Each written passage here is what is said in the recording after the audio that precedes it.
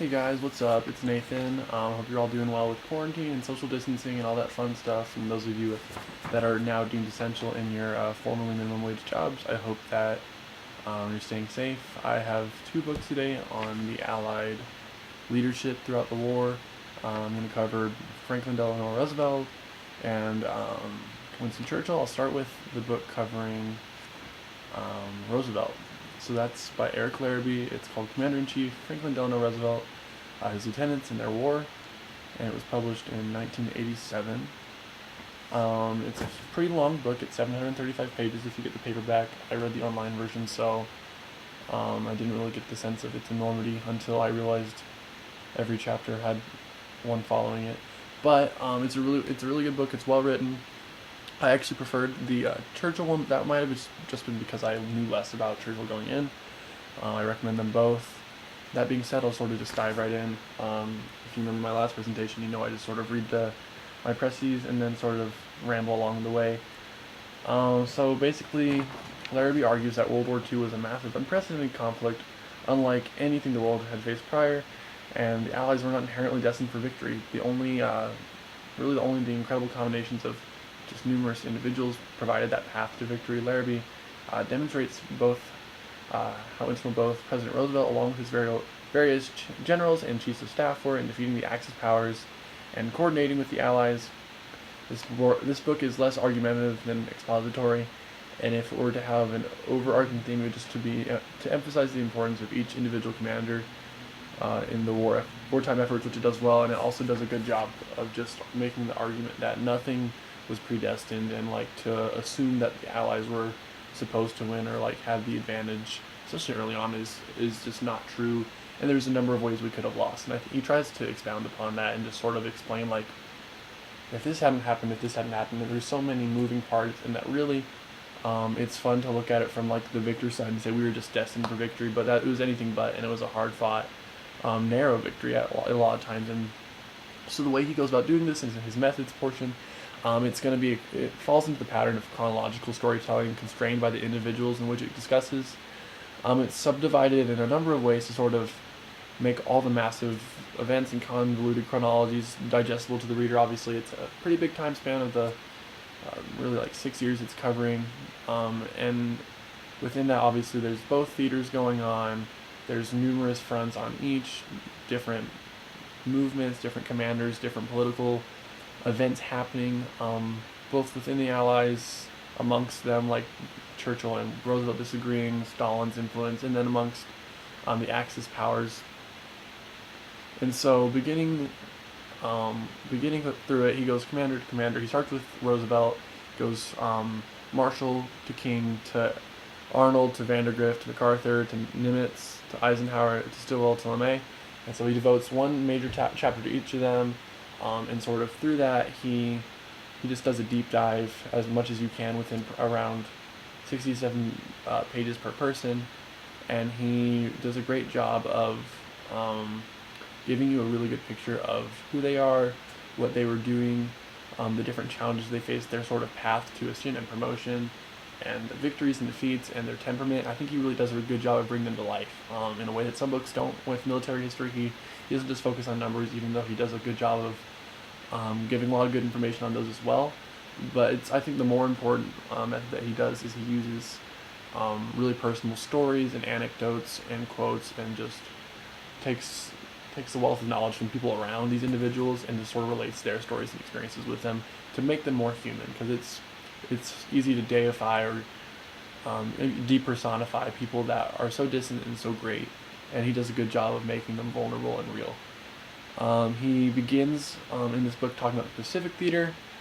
He goes sort of through them after the initial introduction with Roosevelt, and he's normally pretty much just began at the highest positions of command in the region, and then sort of continued down to the aide subordinates and the other, the less central figures in whichever area he's at.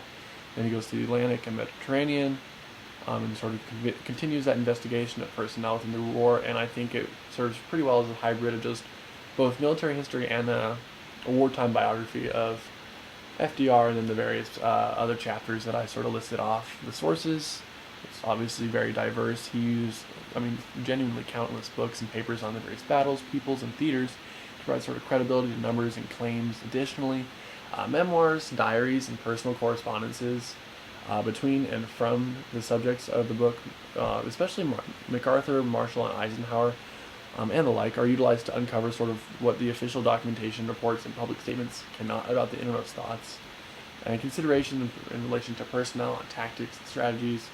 But also, obviously, he does use those public statements and documentations and then the official reports to sort of serve their role in verifying his overarching claims and more generalized statements that you can't just make off the cuff. But yeah, and he does an interesting job of sort of using the military's culture of having its higher ups write to each other off the books, and uses those pieces that have been recovered or just documented, and using those as really strong character witnesses and evaluators of more subtle circumstances within the especially American military hierarchy. The strengths of this piece, I thought Larrabee weld a really powerful command of prose in his storytelling, and each introduction to, I won't call them characters because of how he wrote the piece, to each individual is lively, it's vivid, and it's convincing. The familiarity with the author towards his subject is enough to bring genuine reader engagement and empathy towards the various recipients of his focus. The connections between the readers and the characters are aptly described, and the interwoven sort of connectivity between the various personas are sort of really redefined and defined to avoid confusion as to their roles within the military hierarchy. Obviously, within military pieces, a lot of times the authors are so familiar with military jargon that they just slip into it, I find. And he does a good job of not falling into that trap, and he does a great job of repeatedly asserting not only what they do, but how they got there, who they relate to within the hierarchy, and like their potential at promotion, or what these various things mean, especially with like Eisenhower and MacArthur, and then in connection to the combined forces and how they related to Churchill and his sort of meddling, and then their various influence as well. I thought his deep character descriptions were equally intense, but he also kept that same intensity when he reported on troop numbers, movements, strategies. He didn't skip over the more numeric and quantitative parts of the story, so to speak, just in favor of a more qualitative approach to observing these individuals. He definitely was thorough, and it leaves no doubt to his intellectual ability to assess the situation, his knowledge of World War II. And he did a pretty good job of using a lot of different maps to clarify sort of the tactics and movements described, especially in some of the Mediterranean, the soft underbelly conflicts, which is sort of Churchill's obsession that talks about. There's a lot of the different battles with Pommel described there, and he does a good job there of using and utilizing maps and diagrams to exemplify the strategies and troop positionments that he is attempting to have the author visualize. Some of the flaws in this piece I found are probably a result of the undertaking that Larrabee made.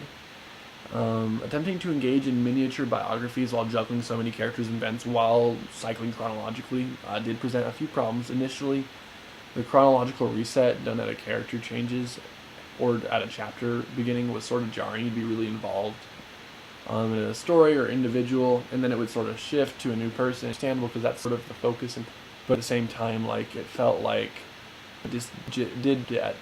The book probably could have benefited from multiple volumes, but the problem lied less in content and writing, but like in the nature of the structure of the piece.